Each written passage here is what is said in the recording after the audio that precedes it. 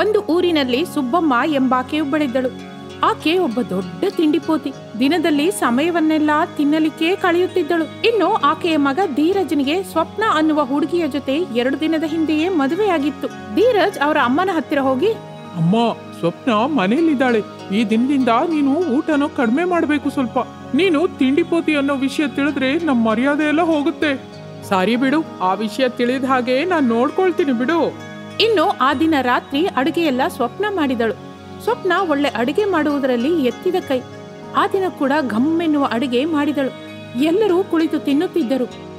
ಆಹಾ, ಅಡುಗೆ ತುಂಬಾ ಚೆನ್ನಾಗಿ ಮಾಡಿದೀಯ ಸ್ವಪ್ನ. ಥ್ಯಾಂಕ್ಸ್ ರೀ. ಹೌದಮ್ಮ, ಅಡುಗೆ ಮಾತ್ರ ಅದ್ಭುತವಾಗಿ ಮಾಡಿದೀಯಾ ಎಂದು ಸೊಸೆ ಇರುವ ವಿಷಯ ಮರೆತು ಹೋಗಿ ಗಬಗಬನೇ ತಿನ್ನಲಿಕ್ಕೆ ಶುರು ಮಾಡಿದಳು. ಅದನ್ನು ಗಮನಿಸಿದ ಧೀರಜ್ ಸುಬ್ಬಮ್ಮನಿಗೆ ಸನ್ನೆ ಮಾಡುತ್ತಾ, ಅಮ್ಮ ಅಮ್ಮ ಎಂದು ಒತ್ತಿ ಕರೆದನು. ಅದನ್ನು ನೋಡಿದ ಸುಬ್ಬಮ್ಮ ತಿನ್ನುವುದನ್ನು ನಿಲ್ಲಿಸಿ ತನ್ನ ಮನಸ್ಸಿನಲ್ಲಿ, ಅಬ್ಬಾ, ಅಡುಗೆ ಇಷ್ಟು ರುಚಿಯಾಗಿದ್ರೆ ನನಗೇನು ಎಲ್ಲ ತಿನ್ಬೇಕು ಅನ್ಸುತ್ತೆ, ಆದ್ರೆ ಏನು ಮಾಡ್ಲಾರೆ ಎಂದು ದುಃಖಿಸುತ್ತಾ ಹೋಗಿ ಕೈ ತೊಳೆದುಕೊಂಡಳು. ಹಾಗೆ ಆ ದಿನ ರಾತ್ರಿ ಎಲ್ಲರೂ ಮಲಗಿಕೊಂಡಿರುವಾಗ ಸ್ವಲ್ಪ ಹೊತ್ತಿಗೆ ಸುಬ್ಬಮ್ಮನಿಗೆ ಎಚ್ಚರವಾಯಿತು. ಇಬ್ಬರು ಮಲಕ್ಕೊಂಡ ಹಾಗಿದೆ, ಹೋಗಿ ಮಿಕ್ಕವನ್ನೆಲ್ಲ ತಿಂದು ಬಿಟ್ರೆ ಆಗ ನನಗೆ ಮನಃಶಾಂತಿ ದೊರಕುತ್ತೆ ಎಂದು ಹೋಗಿ ಫ್ರಿಡ್ಜ್ನಲ್ಲಿ ಮಿಕ್ಕ ಅಡುಗೆಯನ್ನೆಲ್ಲ ಹೊರಗೆ ತೆಗೆದು ಹೋಗಿ ಅಡುಗೆ ಮನೆಯಲ್ಲಿ ಕತ್ತಲಿನಲ್ಲಿ ಕುಳಿತುಕೊಂಡು ಎಲ್ಲಾ ತಿಂದಳು. ಇನ್ನೂ ಇದ್ದಿದ್ರೆ ತುಂಬಾ ಚೆನ್ನಾಗಿರ್ತಿತ್ತು ಎಂದುಕೊಂಡು ಹೋಗಿ ತನ್ನ ರೂಮಿಗೆ ಹೋಗಿ ಮಲಗಿಕೊಂಡಳು. ಹಾಗೆ ದಿನವೂ ತನ್ನ ಸೊಸೆಯ ಮುಂದೆ ಮಾನ ಹೋಗದಂತೆ ಮಿಕ್ಕ ಸಮಯದಲ್ಲಿ ರಾತ್ರಿ ಸಮಯವಾಗಲಿ ಸೊಸೆಯ ಮಗ ಇಲ್ಲದ ಸಮಯದಲ್ಲಿ ತಿನ್ನುತ್ತಿದ್ದಳು. ಹಾಗೆ ಒಂದು ದಿನ ಸ್ವಪ್ನ ಹೆಚ್ಚಿನ ಚಿಕನ್ ಮಾಡಿದ್ದಳು. ಎಲ್ಲರೂ ತಿಂದ ಮೇಲೆ ಇನ್ನೂ ಬಹಳ ಚಿಕನ್ ಮಿಕ್ಕಿತ್ತು. ಅದನ್ನು ನೋಡಿದ ಸುಬ್ಬಮ್ಮ, ಆಹಾ, ಈ ದಿನ ರಾತ್ರಿ ನನಗೆ ಹಬ್ಬನೇ ಎಂದುಕೊಂಡಳು ಮನಸ್ಸಿನಲ್ಲಿ. ಇನ್ನು ಅಂದುಕೊಂಡ ವಿಧದಿಂದಲೇ ಮಧ್ಯರಾತ್ರಿ ಎದ್ದು ಕತ್ತಲಲ್ಲಿ ಮೆಲ್ಲಗೆ ಫ್ರಿಡ್ಜ್ನಲ್ಲಿದ್ದ ಚಿಕನ್ ಹೊರಗೆ ತೆಗೆದು ದಿನದ ಹಾಗೆ ಕಿಚನ್ಗೆ ಹೋಗಿ ತಿನ್ನಲಿಕ್ಕೆ ಶುರು ಮಾಡಿದಳು. ಇಷ್ಟರಲ್ಲಿ ಸ್ವಪ್ನಳಿಗೆ ಬಾಯಾರಿಕೆಯಾಗಿ ಎಚ್ಚರವಾಯಿತು. ಫ್ರಿಡ್ಜ್ನಲ್ಲಿರುವ ನೀರು ತೆಗೆದುಕೊಳ್ಳಿಕ್ಕೆ ಹೋದಳು. ಅಲ್ಲಿಗೆ ಹೋಗಿ ನೋಡುತ್ತಲೇ ಫ್ರಿಡ್ಜ್ ಓಪನ್ ಆಗಿರುತ್ತದೆ. ಏನು, ಫ್ರಿಡ್ಜ್ ಓಪನ್ ಆಗಿದೆ? ನಾನು ಮಲಗ್ಲಿಕ್ಕೆ ಮೊದಲು ಕ್ಲೋಸ್ ಮಾಡಿದ್ನೆ ಎಂದುಕೊಳ್ಳುತ್ತಾ ಇರುವಾಗ ಅಡಿಗೆ ಮನೆಯಲ್ಲಿ ಕತ್ತಲಲ್ಲಿ ಅವ್ರು ಎನ್ನುವ ಶಬ್ದ ಕೇಳಿಸಿತು. ಅಮ್ಮ, ಮನೆಯಲ್ಲಿ ನಿಜವಾಗಿ ಯಾರೋ ಕಳ್ಳರು ಬಂದಿದ್ದಾರೆ. ತಕ್ಷಣ ಧೀರಜ್ನನ್ನ ಎಬ್ಬಿಸ್ಬೇಕು ಎನ್ನುತ್ತಾ ತನ್ನ ರೂಮಿಗೆ ಹೋಗುತ್ತಾ, ಧೀರಜ್ ಧೀರಜ್ ಬೇಗನೆ ನಿದ್ದೆಯಿಂದ ಹೇಳು. ಅಬ್ಬಾ, ಏನಾಯ್ತು ಸ್ವಪ್ನ? ಏನಕ್ಕಷ್ಟೊಂದು ಗಾಬರಿ ಮಾಡ್ತಾ ಇದೀಯಾ? ಮನೆಯಲ್ಲಿ ಕಳ್ಳರು ಬಂದಿದ್ದಾರೆ, ಅಡಿಗೆ ಮನೆಯಲ್ಲಿದ್ದಾರೆ. ನನಗೆ ಭಯವಾಗ್ತಿದೆ. ಹೌದಾ? ಏನು ಭಯಪಡಬೇಡ, ಒಂದ್ಸಲ ಹೋಗಿ ನೋಡೋಣ ಎಂದು ಕೈಯಲ್ಲಿ ಕೋಲು ಹಿಡಿದುಕೊಂಡು ಮೆಲ್ಲಗೆ ಹೊರಟರು. ಕತ್ತಲಲ್ಲಿ ಸುಬ್ಬಮ್ಮ ಎಂದು ತಿಳಿಯದೆ ಧೀರಜ್ ಕೂಡ ಕಳ್ಳನೆ ಅಂದುಕೊಂಡು ಆ ಕೋಲಿನಿಂದ ತಲೆಯ ಮೇಲೆ ಒಂದು ಏಟು ಕೊಟ್ಟರು. ಅಷ್ಟೇ, ಸುಬ್ಬಮ್ಮ ಗಟ್ಟಿಯಾಗಿ ಕೂಗಿ, ಅಮ್ಮ, ಸತ್ನೋ ದೇವ್ರೆ, ನನ್ನನ್ನು ಹೊಡಿಬೇಡ್ರು, ನಾನು ಕಳ್ಳ ಅಲ್ಲ ಎಂದು ಅರಚಿದಳು. ಆ ಕೂಗು ಕೇಳುತ್ತಲೇ ಸ್ವಪ್ನ ಪಕ್ಕದಲ್ಲಿದ್ದ ಸ್ವಿಚ್ ಹಾಕಿದಳು. ಎದುರಿಗೆ ಸುಬ್ಬಮ್ಮ ಚಿಕನ್ ಪೀಸ್ಗಳನ್ನು ಇಟ್ಟುಕೊಂಡಿದ್ದಳು. ಅರೇ, ಏನಂತೆ ನೀವೆಲ್ಲಿ? ಅದು ಸ್ವಲ್ಪ ಹಸುವೆ ಅನ್ನಿಸ್ತು. ಹಸುವೆ ಆದ್ರೆ ಲೈಟ್ ಹಾಕೊಂಡು ಧೈರ್ಯವಾಗಿ ತಿನ್ಬೋದಲ್ಲ, ಈ ಕಳ್ತನದಿಂದ ಏಕೆ? ಸುಬ್ಬಮ್ಮ ಏನು ಮಾತನಾಡದೆ ಹೋದಳು. ನಿನಗೆ ಈ ತಿಂಡಿ ಹುಚ್ಚು ಯಾವಾಗ ಬಿಡುತ್ತೋ ಏನೋ. ಸ್ವಪ್ನ, ಇನ್ನು ಹೋಗೋಣ ಬಾ, ನಿಜ ವಿಷಯ ನಾನು ಹೇಳ್ತೀನಿ ಎಂದು ರೂಮಿಗೆ ಕರೆದುಕೊಂಡು ಹೋಗಿ ಸುಬ್ಬಮ್ಮನಿಗೆ ಇರುವ ತಿಂಡಿಯ ಹುಚ್ಚಿನ ಬಗ್ಗೆ ಹೇಳಿದನು. ಓಹೋ, ಅತ್ತೆ ಒಬ್ಬ ತಿಂಡಿ ಪೋತೆ ಅನ್ನೋ ವಿಷಯ. ಅದಕ್ಕೆ ಮನೆಯಲ್ಲಿ ಮಿಕ್ಕ ಅಡುಗೆ ಕಾಣಿಸ್ದೆ ಹೋಗ್ತಾ ಇತ್ತು. ನಾನು ಹೆಚ್ಚಿಗೇನು ಹಚ್ಕೊಳ್ಳಿಲ್ಲ. ನಾನು ಆಕೆಗೆ ಈ ತಿಂಡಿ ಹುಚ್ಚು ಬಿಡಿಸ್ಬೇಕು ಅಂತ ಬಹಳ ಟ್ರೈ ಮಾಡಿದೆ, ಆದ್ರೆ ಪ್ರಯೋಜನವಿಲ್ಲ. ಹಾಗಾದ್ರೆ ಒಂದು ಕೆಲಸ ಮಾಡ್ತೀನಿ, ನಾಳೆಯಿಂದ ನಾನು ಅಡುಗೆ ರುಚಿಯಾಗಿ ಮಾಡಲ್ಲ, ಆಗ ತಿನ್ನೋದು ಕಡಿಮೆ ಮಾಡ್ತಾರೆ. ಅಂತ ಬೇಳೆಗಳು ಅವಳ ಹತ್ರ ಬೇಯಲ್ಲ, ಅವುಗಳನ್ನು ತಿನ್ನೋದು ಮಾತ್ರ ಕಾಯಂ. ಆದ್ರೆ ನೀನು ಒಂದು ಕೆಲಸ ಮಾಡು, ನಮ್ಮ ಮೂವರ್ಗೆ ಸರಿ ಹೋಗೋಷ್ಟೇ ಮಾಡು, ಅದಕ್ಕಿಂತ ಸ್ವಲ್ಪವೂ ಹೆಚ್ಚಿಗೆ ಮಾಡಲೇಬೇಡ.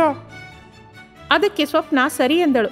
ಆ ದಿನದಿಂದ ಸ್ವಪ್ನ 3 ಜನಕ್ಕೆ ಸರಿ ಹೋಗುವಷ್ಟೇ ಮಾಡುತ್ತಿದ್ದಳು. ಪಾಪ ಸುಬ್ಬಮ್ಮನಿಗೆ ಏನು ಮಾಡಲು ಅರ್ಥವಾಗಲಿಲ್ಲ. ಈಗ ಏನ್ ಮಾಡಲೋ ಅರ್ಥವೇ ಆಗ್ತಾ ಇಲ್ಲ, ನನಗೆ ವಿಪರೀತವಾದ ಹಸಿವೆ ಆಗ್ತಾ ಇದೆ ಎಂದು ಅಲ್ಲಾಡಿ ಹೋದಳು. ಹಾಗೆ ಕೆಲವು ದಿನಗಳು ಕಳೆದ ನಂತರ ಒಂದು ದಿನ ಧೀರಜ್ ಸ್ವಪ್ನ ಹೊರಗೆ ಹೊರಟು ಹೋದರು. ಅಮ್ಮಯ್ಯ, ಮನೇಲಿ ಯಾರೂ ಇಲ್ಲ. ಅವ್ರು ಬರೋದ್ರೊಳಗೆ ಇಷ್ಟ ಬಂದಿದ್ದೆಲ್ಲ ತಕ್ಷಣ ಮಾಡ್ಕೊಂಡು ತಿನ್ಬೇಕು, ಇಲ್ಲಾಂದ್ರೆ ನನ್ ಮಗ ನನ್ ಪ್ರಾಣ ತಿಂತಾನೆ ಎಂದುಕೊಂಡು ಅಡುಗೆಗಾಗಿ ಎಲ್ಲವೂ ಸಿದ್ಧ ಮಾಡುತ್ತಿದ್ದಳು. ಇಷ್ಟರಲ್ಲಿ ಹೊರಗಿನಿಂದ ಅಮ್ಮ ಎಂಬ ಕರೆ ಕೇಳಿಸಿತು. ಅಮ್ಮು, ಇವರು ಆಗ್ಲೇ ಬಂದ್ಬಿಟ್ರಾ ಎಂದು ಹೊರಗೆ ಹೋಗಿ ನೋಡಿದಳು. ಅಲ್ಲಿ ಒಬ್ಬ ಕುರುಡ ಬಂದು ದಾನ ಕೊಡಿ ಎಂದು ನಿಂತುಕೊಂಡಿದ್ದನು. ಸುಬ್ಬಮ್ಮ ಅವನಿಗೆ ಒಂದು 10 ರೂಪಾಯಿ ದಾನ ಕೊಡಲಿಕ್ಕೆ ಹೋದಳು. ಆ ಕುರುಡನ ಕೈಯಲ್ಲಿ ಒಂದು ದೊಡ್ಡ ಚಿಕನ್ ಬಿರಿಯಾನಿ ಪ್ಯಾಕೆಟ್ ಹಿಡಿದುಕೊಂಡಿದ್ದನು. ಅದರಿಂದ ಬಿರಿಯಾನಿಯ ಘಮ್ಮೆನಿಸುವ ವಾಸನೆ ಬಂದಿದ್ದರಿಂದ ಸುಬ್ಬಮ್ಮ ಮೈ ಮರೆತು ಹೋಗಿ, ಇಲ್ಲಿ ನೋಡಪ್ಪ, ನಿನಗೆ 100 ರೂಪಾಯಿ ಕೊಡ್ತೀನಿ. ನಾನು ಸ್ವಲ್ಪ ಸಂಡಿಗೆ ಹಾಕಿದ್ದೀನಿ, ಒಂದು 10 ನಿಮಿಷ ಕಾವಲು ಕಾಯ್ತೀಯಾ ಎಂದು ಸುಳ್ಳು ಹೇಳಿದಳು.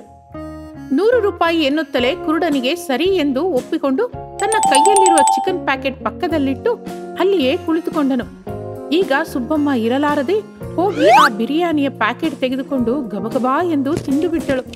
ಬಿರಿಯಾನಿಯ ವಾಸನೆ ಬಂದಿದ್ದರಿಂದ ಕುರುಡನಿಗೆ ಅನುಮಾನ ಬಂದು ಪಕ್ಕದಲ್ಲಿದ್ದ ಬಿರಿಯಾನಿ ಪ್ಯಾಕೆಟ್ಗೋಸ್ಕರ ಹುಡುಕಿದನು. ಆದರೆ ಎಲ್ಲಿಯೂ ಇಲ್ಲ. ಹಾಗೆ ಅವನು ಕೋಲಿನಿಂದ ಆ ಕಡೆ ಈ ಕಡೆ ಹುಡುಕಿದನು. ಸುಬ್ಬಮ್ಮ ಲೋಕವನ್ನೇ ಮರೆತು ತಿನ್ನುತ್ತಿದ್ದಳು. ಆ ಬಿರಿಯಾನಿ ಸುಬ್ಬಮ್ಮ ತಿನ್ನುತ್ತಿದ್ದಾಳೆ ಎಂದು ಅರ್ಥವಾಗಿ, ಏನಮ್ಮ, ಯಾರೋ ನನಗ್ ದಾನವಾಗಿ ಕೊಟ್ಟ ಬಿರಿಯಾನಿನ ನೀವು ತಿಂತಿದ್ದೀರಾ? ನಿನ್ ಬಿರಿಯಾನಿ ಬಗ್ಗೆ ನನ್ಗೇನ್ ಗೊತ್ತೋ, ಎಲ್ಲಿಟ್ಕೊಂಡಿದ್ಯೋ ಏನೋ ಎಂದು ದಬಾಯಿಸಿದಳು. ಆಗ ಕುರುಡ, ಸರಿನಮ್ಮ, ಇಲ್ಲೇ ಇರ್ಬೇಕಾದ ಸಂಡಿಗೆ ಎಲ್ಲಿದೆ ಎಂದು ತನ್ನ ಕೋಲಿನಿಂದ ಹುಡುಕಿದನು. ಇನ್ನು ಸುಬ್ಬಮ್ಮ ಏನು ಮಾತನಾಡದೆ ಹೋದಳು. ತನ್ನ ಬಿರಿಯಾನಿ ಸುಬ್ಬಮ್ಮ ಕಳ್ಳತನ ಮಾಡಿದಳು ಎಂದು ಅರ್ಥವಾಗಿ ಸುಬ್ಬಮ್ಮಳ ಹತ್ತಿರ ಜಗಳಕ್ಕೆ ಇಳಿದನು. ಇಷ್ಟರಲ್ಲಿ ಸ್ವಪ್ನ, ಧೀರಜ್ ಮನೆಗೆ ಬಂದರು. ಏನ್ ನಡೀತಾ ಇದೆ ಇಲ್ಲಿ? ನೋಡಿ ಸ್ವಾಮಿ, ನನಗೆ ಯಾರೋ ದಾನ ಮಾಡಿದ ಬಿರಿಯಾನಿನ ತಿಂದ್ಬಿಟ್ಟಿದ್ದಾಳೆ ಈ ಮಹಾತಾಯಿ ಎಂದು ನಡೆದಿದ್ದು ಹೇಳಿದನು. ಅದಕ್ಕೆ ಧೀರಜ್ಗೆ ಬಹಳ ಕೋಪ ಬಂದು ಸುಬ್ಬಮ್ಮನಿಗೆ ಗಟ್ಟಿಯಾಗಿ ಬುದ್ಧಿ ಹೇಳಿ ಆ ಕುರುಡನಿಗೆ ದುಡ್ಡು ಕೊಟ್ಟು ಕಳಿಸಿದನು. ಆ ದಿನ ಆ ಭಿಕ್ಷುಕನ ಹತ್ತಿರ ಮಾನ ಹೋಗಿದ್ದಕ್ಕೆ ತಾನು ಮಾಡಿದ ಕೆಲಸ ನೆನೆಸಿಕೊಂಡು ನಾಚಿಕೆಯಿಂದ ತಲೆ ತಗ್ಗಿಸಿದಳು. ಇಷ್ಟು ನಡೆದರೂ ಸುಬ್ಬಮ್ಮನಲ್ಲಿ ಸ್ವಲ್ಪವೂ ಬದಲಾವಣೆ ಕಾಣಿಸಲಿಲ್ಲ. ಒಂದು ದಿನ ಆ ಅತ್ತೆ ಸೊಸೆಯರಿಬ್ಬರು ಕೆಲಸ ಮಾಡಿಕೊಳ್ಳುತ್ತಿದ್ದರು. ಇಷ್ಟರಲ್ಲಿ ಒಬ್ಬಾಕೆ ಅವರ ಹತ್ತಿರ ಬಂದು, ಅಂಜನಾತಿಗೆ ಅಂಜನಾತಿಗೆ ಎಂದು ಅತ್ತೆಯನ್ನು ಕರೆಯುತ್ತಾಳೆ. ಅದಕ್ಕೆ ಅತ್ತೆ ಹೊರಗೆ ಬಂದು, ಏನತ್ಗೆ ಹೀಗ್ ಬಂದೆ, ಏನ್ ಬೇಕು? ಸಂಕ್ರಾಂತಿ ಹಬ್ಬ ಬರ್ತಿದೆ ಅಲ್ವಾ, ನಮ್ಮ ಮಕ್ಕಳು ಊರಿನಿಂದ ಮನೆಗೆ ಬರ್ತಿದ್ದಾರೆ. ಅವ್ರಿಗೇನೋ ಕಜ್ಜಾಯ ಬೇಕು ಅಂದ್ರು. ನನಗೋ ಕಜ್ಜಾಯ ಮಾಡಕ್ಕೆ ಬರಲ್ಲ, ನಿನಗ್ ಬರುತ್ತೇನೋ ಅಂತ ಕೇಳೋಕ್ ಬಂದೆ. ಬಹಳ ಚೆನ್ನಾಗಿ ಬರುತ್ತೆ ಅತಿಗೆ, ಈ ದಿನವೇ ನಿಮ್ ಮನೆಗೆ ಬಂದು ಅದನ್ನು ತಯಾರು ಮಾಡ್ತೀನಿ. ಬೇಕಾದ ಪದಾರ್ಥ ಎಲ್ಲ ತಯಾರಾಗಿಡು. ಅದಕ್ಕೆ ಆಕೆ ಸರಿ ಎಂದು ಹೇಳಿ ಅಲ್ಲಿಂದ ಹೊರಟು ಹೋದಳು. ಅವರಿಬ್ಬರ ಸಂಭಾಷಣೆಯನ್ನು ಆ ಸೊಸೆ ಕೇಳಿಸಿಕೊಳ್ಳುತ್ತಾಳೆ. ಆಗಲೇ ಅತ್ತೆ ಅಲ್ಲಿಗೆ ಬಂದು, ಏಯ್ ಸೊಸೆ, ನಾನು ಪಕ್ಕದ ಮನೆ ಶಾರದಾಳ ಮನೆಗೆ ಹೋಗ್ತಿದ್ದೀನಿ. ನೀನು ಮನೆ ಕೆಲಸ, ಅಡುಗೆ ಕೆಲಸ ಎಲ್ಲ ಮಾಡಿಡು. ನಾನು 1 ಗಂಟೆಯಲ್ಲಿ ತಿರುಗಿ ಬರ್ತೀನಿ. ಅದಕ್ಕೆ ಆಕೆ ಸರಿ ಅತ್ತೆಮ್ಮ ಎಂದಳು. ನಂತರ ಅತ್ತೆ ಶಾರದಳ ಮನೆ ಹೋಗಿ ಅಲ್ಲಿ ಕಜ್ಜಾಯ ಮಾಡುತ್ತಿದ್ದಳು. ಆ ತುಪ್ಪದ ಕಜ್ಜಾಯದ ವಾಸನೆ ಸೊಸೆಯ ಮೂಗಿಗೆ ತಾಗಿದ್ದರಿಂದ ಅವಳು ಮನಸ್ಸಿನಲ್ಲಿ, ಅಬ್ಬಾ, ಆ ತುಪ್ಪದ ಕಜ್ಜಾಯ ವಾಸನೆ ನೋಡ್ತಾ ಇದ್ರೆ ನನ್ನ ಬಾಯಲ್ಲಿ ನೀರು ಉರ್ತಾ ಇದೆ. ಈಗ ನಾನು ತಿಂದೆ ಹೋದ್ರೆ ಸತ್ತೇ ಹೋಗ್ತೀನಿ.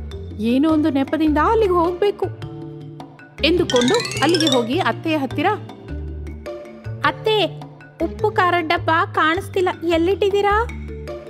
ಇರೋ ಜಾಗದಲ್ಲೇ ಇದೆ ಅಲ್ವಾ? ನಿಜ ಹೇಳು, ನೀನು ಇದನ್ನ ತಿನ್ಬೇಕಂತ ಇಲ್ಲಿಗೆ ಬಂದೆ ಅಲ್ವಾ? ಅಯ್ಯೋ ರಾಮ, ನನ್ಗೇನ್ ಕೆಲಸ ಅತ್ತೆಮ್ಮ, ನಿಜವಾಗಿಯೂ ನಂಗೆ ಕಾಣಿಸ್ಲಿಲ್ಲ, ಅದಕ್ಕೆ ಬಂದೆ ಎಂದು ಕಜ್ಜಾಯದ ಕಡೆ ಆಸೆಯಿಂದ ನೋಡುತ್ತಾಳೆ. ಆಗಲೇ ಶಾರದಾ ಅಲ್ಲಿಗೆ ಬಂದು, ಏಯ್ ಹುಡುಗಿ, ಹೇಗೂ ಇಲ್ಲಿಗೆ ಬಂದಿದೆಯಲ್ಲ, ಕಜ್ಜಾಯದಲ್ಲಿ ಸಿಹಿ ಸರಿ ಇದೆಯಾ ಅಂತ ನೋಡು ಎಂದು ಆಕೆಯ ಕೈಗೆ ಒಂದು ಕಜ್ಜಾಯ ಕೊಡುತ್ತಾಳೆ. ಅದನ್ನು ತಿಂದ ಸೊಸೆ, ಅಯ್ಯೋ ಅತ್ತೆ, ಬಹಳ ಬಿಸಿಯಾಗಿದ್ರಿಂದ ಅದರ ರುಚಿ ತಿಳಿಲೇ ಇಲ್ಲ, ಇನ್ನೊಂದು ಕೊಡು ಎಂದು ಮತ್ತೊಂದು ತೆಗೆದುಕೊಂಡು ತಿಂದಳು. ಅದನ್ನು ಕೂಡ ತಿಂದ ನಂತರ, ಯಾಲಕ್ಕಿ ಎಲ್ಲ ನನಗೆ ಬಂದ್ ಆಗಿದೆ, ಆದ್ರೆ ರುಚಿ ಕೂಡ ತಿಳಿಲಿಲ್ಲ ಎಂದು ಮತ್ತೊಂದು ಕಜ್ಜಾಯ ತೆಗೆದುಕೊಂಡಳು. ಹಾಗೆ ಏನೋ ಒಂದು ನೆಪದಿಂದ ಅಲ್ಲಿರುವ ಕೆಲವು ಕಜ್ಜಾಯಗಳನ್ನು ತಿನ್ನುತ್ತಾಳೆ. ಅದನ್ನೆಲ್ಲ ನೋಡುತ್ತಿದ್ದ ಅತ್ತೆ, ಸಾಕು, ಇನ್ನೆಷ್ಟು ತಿಂತೀಯಾ?